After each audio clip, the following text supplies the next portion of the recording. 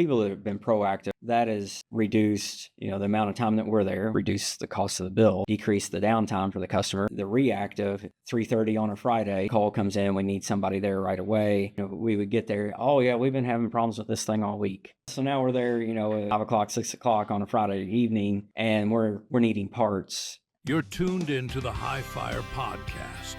Real talk from inside the boiler room. Smarter techs, stronger systems, and steam that never sleeps. Ain't no spark without a little heat. Yeah, this whole world runs on steam. Well, welcome to episode 1, season 2 of Where's High Fire Podcast. Now, we've got a new look and we've got some new guys that are here with us, but we got the same great content, of course, and we're excited to be with you today. Now, today we're going to be talking about boiler room parts that you can't afford to be without. And what we're going to be talking about, we're going to dive into some critical spare parts and that every boiler room actually should have. They should have them on hand, right, to stay operational, stay safe and efficient. And we're going to cover the must-haves, why they matter, share some real-world stories of when not having the right part led to big trouble, and then a practical guide for plant managers, boiler techs, and anyone servicing the boiler room. So we're going to dive in, but we always, before we get started, we always love to have some dad jokes. So Nate, I think you have one. I do. Yeah. Why did the picture go to jail? Don't know. Because it was framed. Ah, perfect. That's good. That's a good dad joke. Yeah. Logan, you got one? Yeah. My dog used to chase people on bikes. You know how I stopped him? Oh. Took his bike away. Brian, good. How about you? Hey, I had a dog one too. What do you call a dog magician? What's that? A labracadabrador. All the good dad jokes out there. I had a good construction one, but I'm still working on it. You're still working on it. You're a natural. He's a natural. It's going to be good today. Perfect. I'll go ahead and have mine, but how do you make holy water? You boil the hell out of it. That's our first cuss word on the High Fire podcast. So, yeah, you're going to beep that out, Chuck. Yeah. All right, well, we will get started and always love to get rolling. But first, let's go ahead and just introduce everybody. Nathan, why don't you go ahead and go? Nathan Cates, service manager here at Ware. Okay. Logan Eberly, I'm part of the inside sales team here at Ware. New guy. And Brian Grindstaff, manager of product and aftermarket sales. New guy for the podcast. You've seen him on the Boiling Points, and I don't know if you've been on Steam Culture, but Haven't done the Steam Culture. Yeah, you've been on Boiling Points. So, well, I'm Ritchie Ware, and it is awesome to be with you today. We're going to get rolling, and we're going to be talking a little bit about some gaskets. Gaskets are something pretty important in a boiler, Brian. Why don't you just talk about a little bit first of what they are and how they work? So, when you talk about boilers in general, and boilers can apply to small hot water boilers. They can apply to, what we call fire tube boilers that we've educated people on, water tube boilers that we've educated people on. All of these heat exchangers have a water side and a fire side to them. Mm-hmm. And, you have to be able to open these up. You have to be able to access them. You've got to be able to maintenance them, clean the fire side, clean the water side, really protect the heat exchanger and protect the efficiency of the boiler by keeping up with this stuff. And when you open this stuff up and you put it back together, you got gaskets for all of these surfaces that you have to replace. Right. Water side gaskets, per manufacturer, they, typical for us to see handhole gaskets like Tabagi brands, Black Max, Blue Max. There's all sorts of different materials that are used from, neoprene, Teflon, Flexitalic. So the fire side, you've got rope gasket and blanket and things like that. And they're pretty common in our industry for the commercial industrial to see the same types of gaskets on multiple different boilers, you just get different sizes for a lot of those. Sure, sure. And I'm, simple question, but they wear out, of course. Right. So, when you put a gasket on and you use it the first time and you bolt that boiler back together, it gets compressed. And that's when you first put it together, it's getting compressed. So a little bit of that life is coming out of it the moment you put it back together. Right. And then when you start to operate it, boilers are hot products. They start to bake. You're baking that gasket. So you're now affected the life of that gasket a little bit there too. Sure, sure. And I know there's it's very important, obviously, just like the gasket kits, right, for like a quick turnaround. You probably see this out into the service world, Nathan. Yeah. The gasket kit, not everybody puts the kit together the same way that we do. And that's one of the things that I really like about how ours are set up. We include the adhesive, we include, some refractory patch. And that way, whenever you have the kit, for your boiler, you have everything you need to open it up and, get it all back together. You don't get all the way down to the last little piece, and your rope gasket, is 5 foot short. Right. So having all of the gaskets and open and close material to be able to open it up, check the boiler out, and get it closed back up is really, really important. That can cost you a lot of time if you don't. Yeah. And, ask the Boiler Warehouse guy, but, you can order these full kits from you guys, correct? I mean, you kind of got all of the makes and models. Yeah, we've done a lot of research over the years that we've been in business, and we've compiled lists on a lot of the boilers that we service and the manufacturers we service, and we've come up with pre-made kits for all the major brand fire tube, water tube boilers. So it's really easy to go on the BoilerWAREhouse.com and just search by your model or keyword term, gasket kit, model boiler, and usually you'll see a whole kit pop up with a picture of everything that's in the kit. Yeah. So yeah, we prepackage all that stuff. Any stories you have, in the years that you've done this with some gasket failing and cause big problems in production? Oh, we've seen plenty of customers over the years that, you kind of cringe when the $3 gasket has really kind of thrown a wrench in your day. Mm-hmm. Not having the right handhole size, not having enough of the handholes, not having backups, like when somebody puts a boiler back together and then they might have a nicked surface or something, a damaged gasket there, and you're taking it back apart because it's leaking. Well, so you got the time that you have to drain the boiler down.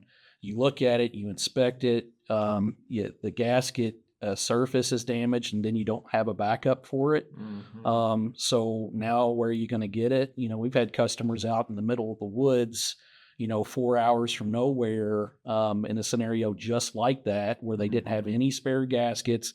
The gasket, they thought they had enough to put the boiler back together, was slightly damaged on their shelf, didn't have enough spares, and the closest place to go pick up another gasket was 4 hours away.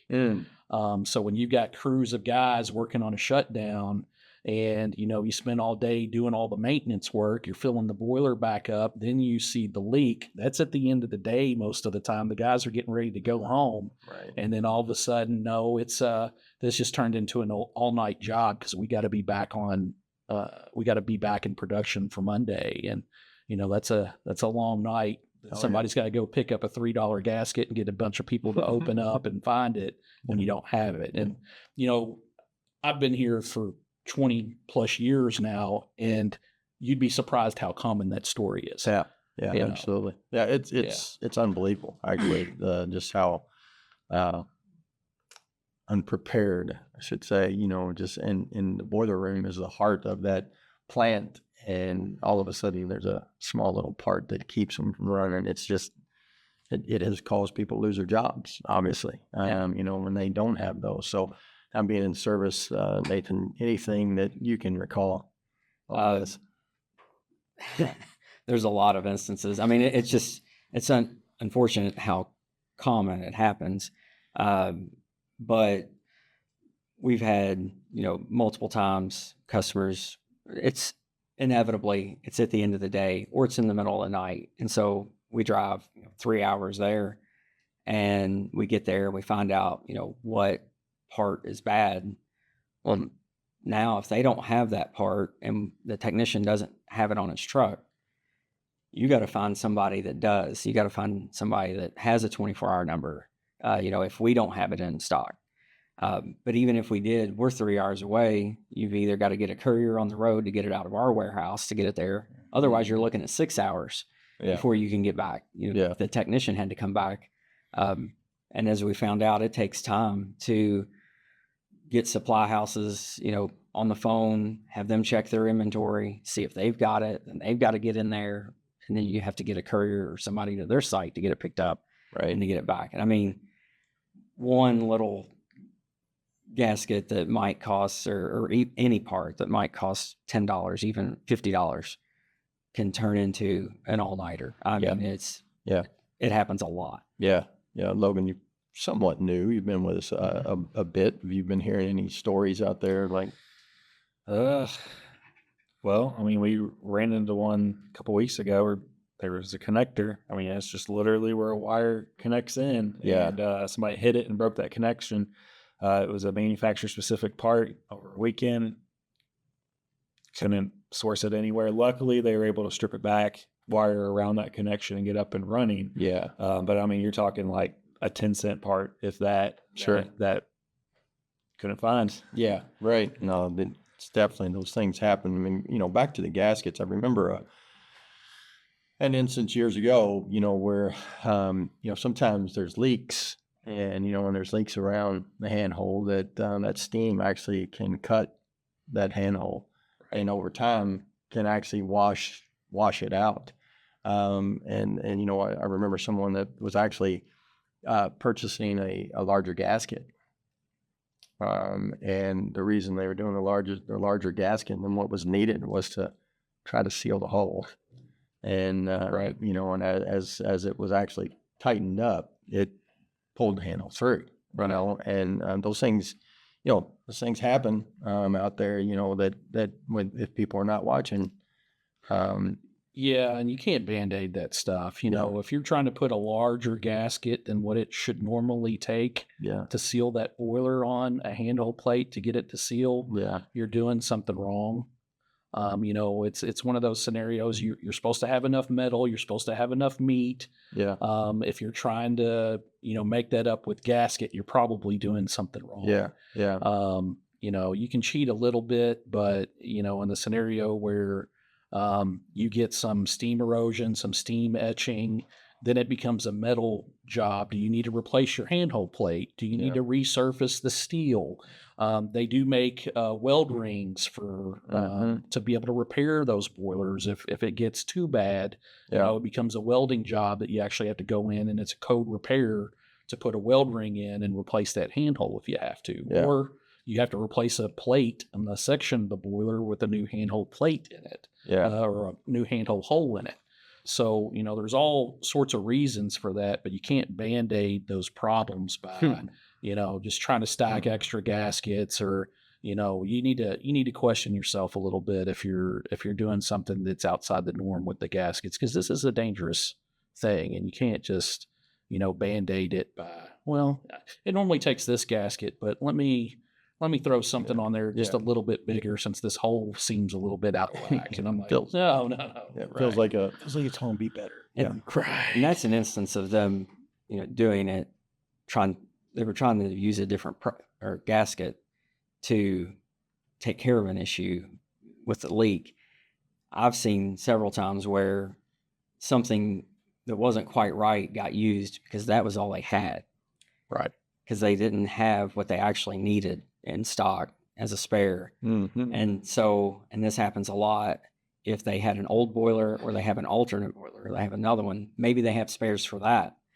And it's like, well, this handhole gasket, it's close, and this is all we got. So we're just going to roll with it. And hopefully when they do that, it just leaks right off the bat and they don't even have a chance to build any pressure on it. Right. Right. But I've seen that happen multiple times where they used what they had on hand, just trying to get by. Yeah. Yeah. Yeah, we've seen situations where they use what's on hand, and then because that's on the boiler, it ends up getting replaced with the wrong part year after year after year, Right. because that's what it was there when the next tech came in to work on it. Yeah. Yeah. Yeah. Definitely something to always check to make sure that it's, the right size for that particular, handhole. And, probably your sign is that if you don't have to twist and manipulate the handhold to get inside there probably means that it's a little bit washed out. And if you can just put it in. Right. Right. Yeah, you ought to have to work it a little bit to get in to be able to. Right. get Those that plates seal take a little solid. finesse, Yeah. right? Yeah. So that would be the Jeff Foxworthy. Here's your sign. So. At Boiler Warehouse, we've got over 40,000 parts in stock. Our team's packed with seasoned pros, and since we're minutes from the UPS World Hub, most orders get to your door in just 1 to 2 days. BoilerWAREhouse.com. Well, let's move on, Nathan. There's 5 must-haves that I'm going to ask you, and maybe your favorite or whatever it is. So I couldn't come up with just 5. Okay. I've tried, but I couldn't get it down. I kind of bundled them a little bit to try to get it down. Mm-hmm. The number one that I tell everybody you got to have on hand is a scanner. And if your flame safeguard that you have has an external amplifier card, have that as well. And the reason that I always recommend having both is because you can have one damage the other. And there's so many versions for each type of flame safeguard out there that you're better off to have them matched up. That way that they're compatible with each other, and just replace both of them at the same time. And that way that you solved it, because that's the only scanner that you've got, the only amp card that you've got, and one of them is damaging the other, and you put just one in, now you're out. Yeah. And you still don't know which one is the actual problem. Sure. The one after that is just an extra flame safeguard in general. Whether, that's a fire, Honeywell, Arc Flame, Siemens, whatever, having an extra one on hand. And then the low water cutoff float or the relay, or both, whichever type you have, just one of each one of those. And this one, the rest of these really get overlooked a lot.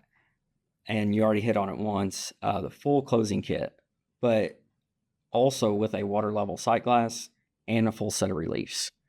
Because then, pretty much anything can happen where if you need to open that boiler up, take a look to see what's going on, because you think maybe you have a leak, maybe there's a combustion issue going on, you need to clean the soot out of it. Well, then you need door gaskets to close it back up, and you're just better off to always have a complete kit ready to go. Yeah. This next one I see get overlooked all the time, and that is fuses. There are so many sizes and types out there, and more than likely a technician is not going to have the one that you need on the truck. And if you're doing troubleshooting where you have something shorted, it's pretty easy to roll through those last 2 or 3 that you have. And if it's in the middle of the night, electrical supply houses, you got to get one of them opened up, hope they have the fuse you need. I've seen that turn into a nightmare. Oh, yeah. More than once. And then the last one, any switch that's on the boiler, all the safety switches, you should have one of each one of those. Right. There, your gas switches, your pressure switches, temperature switches, air switch, you should have one of each one of those. And all of these that I've listed, with the exception of the closing kit and sight glass and reliefs, those are also, troubleshooting tools, because sometimes the problem isn't obvious of what is wrong. And part of the troubleshooting process is to try something and see, if that resolved it, or if we need to move down the chain a little bit. And having these parts on hand can really speed that process up. Right. And I would even add to that, we talk about boilers in generality, but, specific boilers have a lot of OEM, specific parts to the boiler itself. And, some customers will say, well, Brian, why don't you have that on the shelf? Well, you're the one guy in the 500-mile area that has that part, so it's kind of hard for, people in supply houses to keep those parts on hand. And you really should audit your boiler room and say, okay, what's the lead time on all these parts, and what is it going to cost me if, in time in production, if this part goes bad and I don't have a way to get this, and, I've audited my boiler room, and I know this boiler feed pump over here is 10 weeks to get it, and I don't have a spare boiler feed pump, and I've got to rely on somebody else to bring that in and find it. Yeah. You're really putting that at risk on things. And, we do these things, and we stock everything that we can, that we see in the market that, applies to multiple customers, but we can't stock everything and support that. So there's a little bit of the onus on the owner of the boiler. You really should be auditing your boiler room and figuring out, okay, what is mechanical that is going to fail at some point. Yeah. You've got a pump with a motor, it's going to fail at some point. Right. So, at the very least, you should probably be looking at that if, and then, is there something unique to my boiler that, I can't really just go buy anywhere else, Like the gas control valves. I mean, there are some of those that are 30-week lead times. Yeah. Right. That you just can't get them. Yeah. And so at that point, you're looking at having to do a conversion. And sometimes it's easy to convert, and sometimes it's not. Mm-hmm. Right. Yeah. BoilerWAREhouse.com.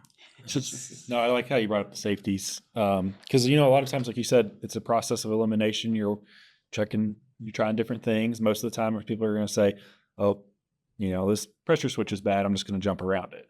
And they're not going to realize there was a larger issue when you could actually switch that switch out and say, oh, the brand new one's also bad. Let's step back and figure out what could be causing it from the root. Yeah. Yeah. I'll just add, if you're a plant manager, if you're a CEO, elevate the importance of the boiler room. Right. I think that's something that I would, love. I think we're better today than we were 15 years ago, but it still, to me, seems to be kind of like, it's like, do it as cheap as we can, but just give me steam, from a production standpoint. I just need steam. And they don't put the emphasis and the importance a lot of time on, taking care of it. So it's no different than your car or, your heart. Right. You think about just how we eat and everything else, how important it is. We got one heart, you know what I mean? And sometimes it's one boiler at these plants. And I believe it starts at the top, because it's very easy, I think, to look, from a financial standpoint and say, I want to invest in some assets to be able to, in the production line or whatever it is. But steam is coming to that production. Right. Steam is heating hospitals or whatever. Right. It's a critical on-site utility. Yeah. We get, everybody at home gets used to having their electric on when they get home. You've got your gas or your propane, you've got your water running to your house. You can function. It's like something you can set your watch by. Yeah. And when you're talking about a hospital where the steam is critical for building heat of patients or sterilization, or in manufacturing where the steam is the heat source for most of your manufacturing plant. Yeah. It's an on-site utility. You can't point your finger at anybody else for that thing not working except for the owner of the boiler. Right. It's one of those things that if that boiler doesn't run, you can't do what you do and every day. You've got people waiting around. It's one of those super critical things. It shouldn't be an afterthought. It should be, how do I make sure that, this is my responsibility. How do I make sure that I have the most uptime that I can have? And when I do have downtime, how can I minimize it? Sure. And if you're not one to, even have a ton of parts, just make sure you have a supplier that has it, or that you can get a hold of them in 24 hours. Or for 24 hours, you can get a hold of them to be able to get something to you. You know what I mean? I know that in our service area, around here, people really do rely on us because we do have a lot of stuff, you know, with the BoilerWAREhouse.com and what you've done with that, even from a fast shipping standpoint, you know, I mean, Right. that's something that's so important. But we're fortunate we have UPS here that we can ship things all over the country, right? I mean, it's pretty cool.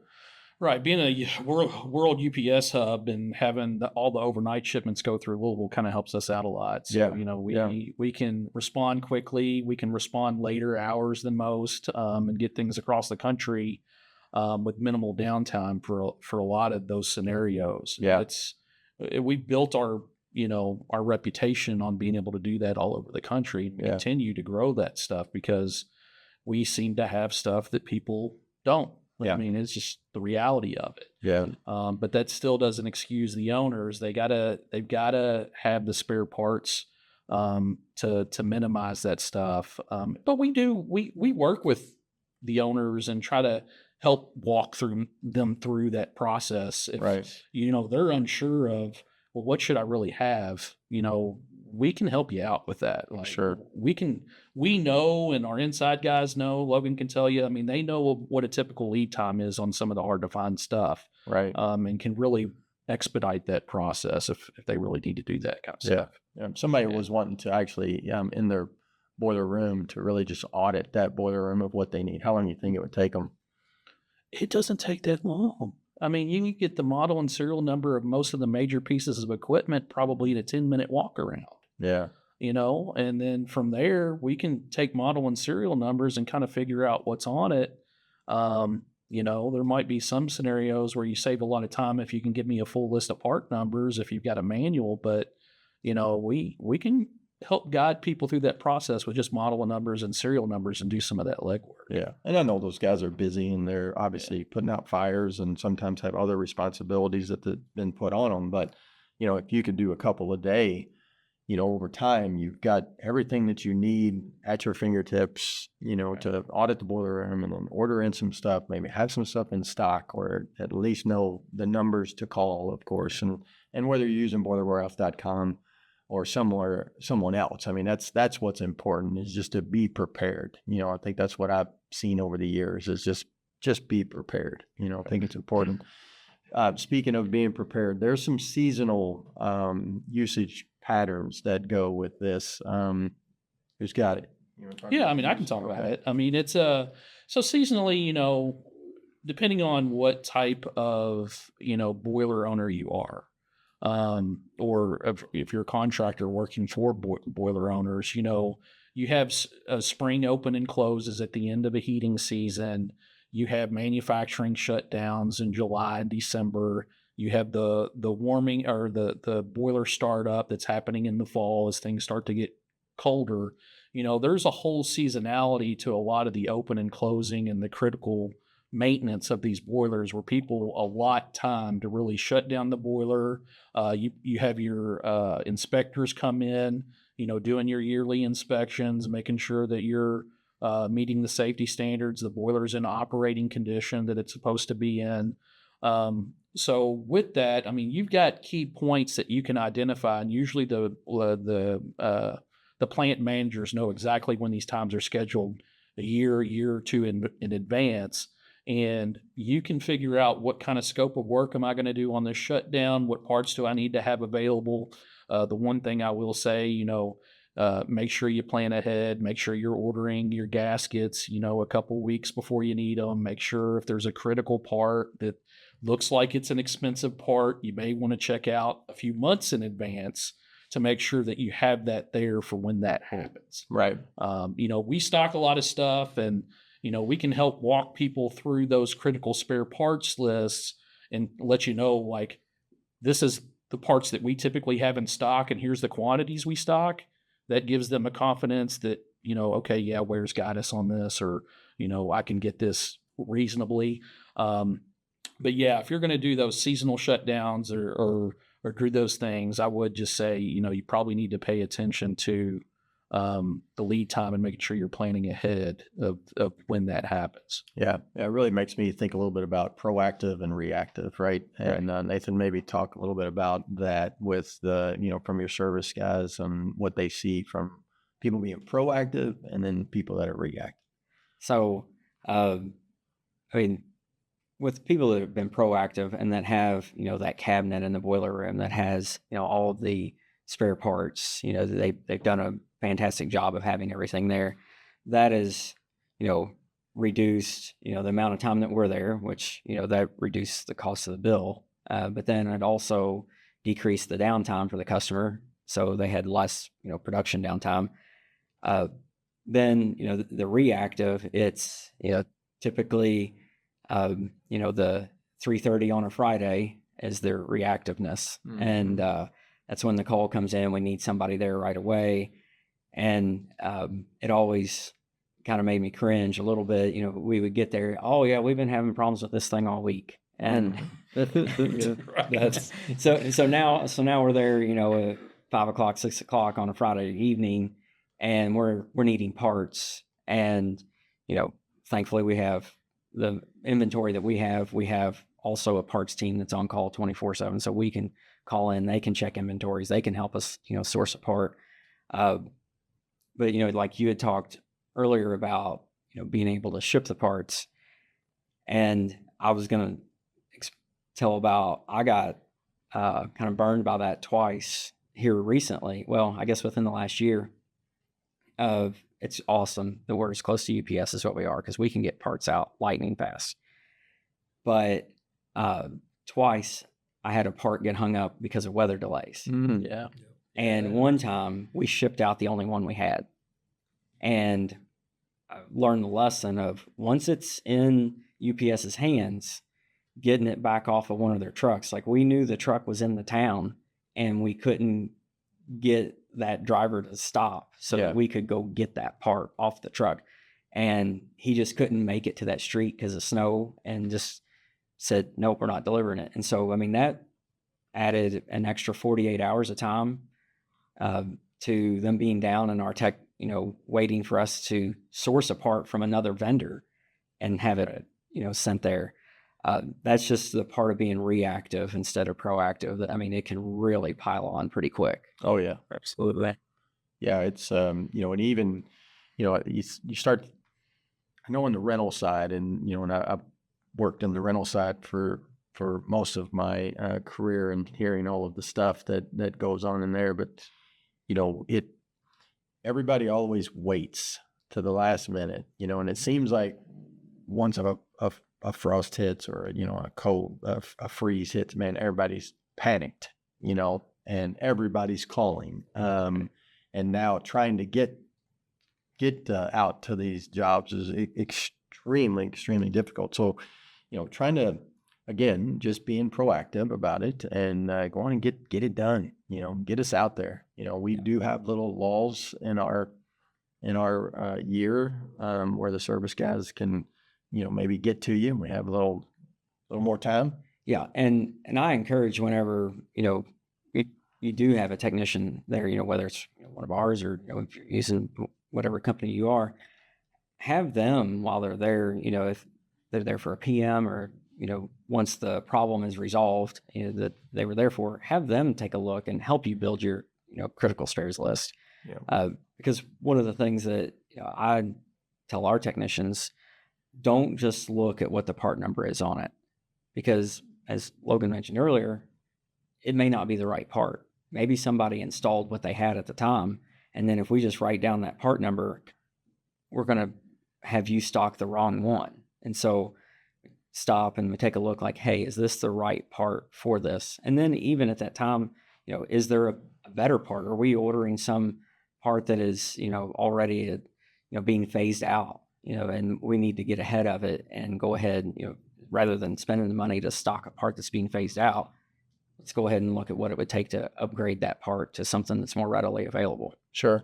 And there's some, here's a tip, I guess, that, I can say it's probably will cost you, save you thousands of dollars. And that is the contingency plans. When you have the time to do it, make sure your boiler room is set up so that a rental boiler could come in there. Right. Well, that alone, and again, we're talking about proactive and reactive. And so I'm, went to rental, but it's just thinking a little bit about this contingency stuff, that if you would set up your contingency plan so that, everything's going to fail in the middle of the night, and it's going to fail on the weekend, right? And it's going to fail when it's really cold. It's going to be expensive. It's going to be hard to get stuff to hook up. There's going to be logistics involved, like after hours. Right. When you have that contingency plan and somebody can just roll up and hook up, and you already have a clear methodology on how everything's going to hook up, like exactly what needs to be done. It takes all the confusion, the chaos, the panic, and it makes it so much faster for the install. Right. I mean, I could see easily where we've had customers in the past where, contingency versus non-contingency, you might save $100,000 over a weekend for a hookup. Yes. Yeah. Easy. Yeah. And we're really focused on parts here. But if you don't have the part, Right. and then you don't have the contingency, I mean, now you're talking about, a small part like we talked about earlier that now costs you hundreds of thousands of dollars because of. We had that happen just this last week. Customer called, I believe it was on a Friday, and thought that maybe they might have a leak. We got there, they had more than a leak. They had a door that all the refractory was gone out of it on a Cleaver Brooks boiler, and they had 30 plus tubes leaking. They were a thicker tube, so we didn't have them in stock. The tubes are in Oklahoma, and they had no contingency piping. And so they wanted to look into getting a rental, but the amount of time it was going to take to get the rental hooked up, they were weighing out like, well, how long is it going to take us to get this boiler fixed? We got really lucky. We found somebody that already had a door ready to go. We found a place that had the tubes and could put them on a hot shot to get them here. And then we rearranged schedules, and we got guys set up to work around the clock over the weekend to get it all done. And we got it done. Yeah. But there were a lot of things that went well in that plan to allow it to go as smooth as it did. There could have been a hiccup of any kind along the way. Right. If that door hadn't have been available, that would have been a game changer. But had it not went that well, they would have needed a rental.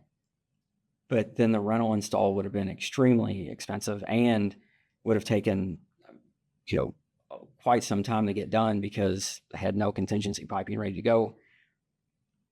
And we would have been right in each other's way while they're trying to hook up contingency piping. We're right there trying to work on the only boiler that they got. Yeah. So, I mean, then it just slows the whole process down. So definitely having contingency plan and contingency rental hookups, especially if you've only got one boiler, I think is critical. Sure.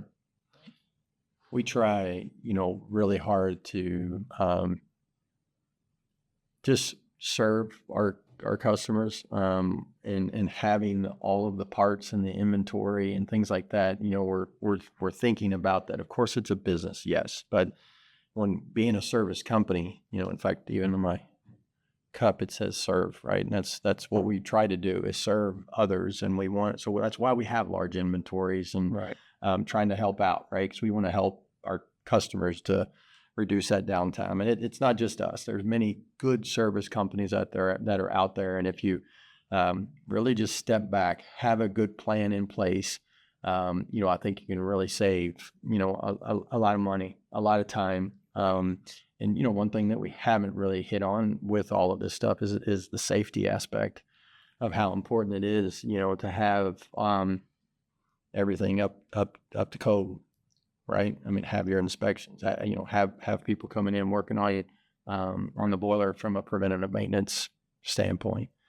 I think that's super important. The last thing that I think of parts is, like if there's a tube that goes out on a boiler, that's something else that is pretty critical. I mean, and you can't find it. I know that, Brian, you've actually been working real hard to just make sure that we have a stock of tubes for people because we can respond quick. Yeah, so we've been buying tubes by the truckload. Yeah. We've got several truckloads worth of tubes out here, and we've picked our tubes, our tube thicknesses, our tube lengths based on what we see as an industry standard to kind of fill in these gaps for the most part. But like even to Nathan's point, you run into an oddball here and there. Boiler manufacturers have been making boilers, and a lot of these guys are well established and been doing it for years. And while I'd like to say that, this same model boiler is being made over and over with the same design, you could have two boilers in your plant side by side that have different handhole sizes in them, even though they're the same model number, the same, they have different tube thicknesses in them, different numbers of tubes. Some of them might be XID, some of them may be smooth, and those boilers look identical from the outside. Yeah. You look at them and they're like identical. So we've done our part to try to like stock some XID tubes in different lengths, some boiler tubes in different lengths to be able to fill in those gaps. But there's always, that one outlier out there that could end up getting you just because you didn't know you were the oddball. Right. So yeah, it becomes a super critical thing. But yeah, we stock a lot of that stuff. We stock a lot of the gaskets, a lot of the spare parts, and we really do try to serve our customers from the standpoint of having a lot of the industry standard stuff readily available in large quantities. Sure. We move a lot of stuff through here. And we do have good relationships with other boiler part suppliers around the country. Yeah. So we know what they have. They kind of know what we have. We can kind of rely on each other a little bit. Yeah. But yeah, the tubes can really throw a wrench at you if you have some oddball stuff. And you got to put it back together according to code. Like, it's not like you could put a thinner material in there without an inspector approving something. In most cases, if you have a certain thickness of tube, that's what's got to go back in there. Mm-hmm. Yeah, it's good to know what the makeup of your boiler is too. At BoilerWAREhouse, we've got over 40,000 parts in stock. So when you need it, we've got it. We know boilers inside and out because we've been in the trenches, just like you. Our team's packed with seasoned pros who've spent years in the field. Your time is money. That's why our site's simple to use, with easy payment options to make shopping quick. And since we're minutes from the UPS World Hub, most orders get to your door in just 1 to 2 days. Less hassle, less downtime. Check us out at BoilerWAREhouse.com. We've got your back. You guys were talking about auditing your boiler room, kind of focusing on what your pain points are going to be, what's readily available, or what's going to have long lead time. So, it's important to go through and find out what doesn't fit in the standard gasket kits that Nathan was talking about earlier, what's unique just to your boiler, because when you need that part, going to the shelf and getting it is going to be crucial. Yeah. Yeah. And partnering with your service company to help you identify those things is really important. Yes. Yeah. Yeah. Anytime, you have a tech in the room, quiz them, ask them questions. Ask them if there's anything that you see that, that they see that you ought to replace or consider getting, or, ask them like, hey, what have you seen that's hard to get, lately? And because that can change. There's been, your gas safety shutoff valves that used to be really easy to get. If we didn't have it, somebody could get it no time, and then all of a sudden they'll all just disappear. And you're looking at, 12, 16 weeks longer, just to get that part. We've had different controllers, even, just PID controllers that we've been able to source no problem for years, all of a sudden disappear. Yeah. Right. And it's not that they're not making them. It's just that we can't get them right now. There's a back order on them. Right. They are manufacturing them. It's not like you need to convert yet. Yeah. But, just knowing that, because it can change. Yeah. Yeah. What are some, just quickly, some parts that have just all of a sudden become hard to get? So you've had runs like, after COVID, supply chains really got disrupted, and people were held hostage by being able to get certain things and be able to make their products. And, you've heard of certain manufacturers switching components from, buying stuff in China to buying stuff in Mexico to buying stuff in Italy to all these different places. And I know, like, for example, McDonnell Miller, their low water cutoffs, they make those in batches, and, people tend to go through those pretty quickly, and they're mechanical, they fail, they're getting checked often. It's easy to damage them with blowdowns. There's a lot of reasons for them to fail a little bit more often. And you'll go on bouts where, we'll have 400 of a certain head on a shelf, and then all of a sudden we roll through all of our inventory, and then we're being told, our reoccurring inventory coming in maybe several weeks out, and you look around the country and everybody else is sold out too. McDonnell Miller's one. We had issues getting blowdown valves, bottom blowdown valves for boilers not too long ago because the manufacturer, had an issue with one of their machines where they machined the actual seats for everything. It went down, and the castings, and once you lose that production time, you can't make it up. So you just have an order line just forming behind you, and they're going to get to you when they get to you because they can't make it any faster than they're already making it. Yeah. Gas regulators, some very,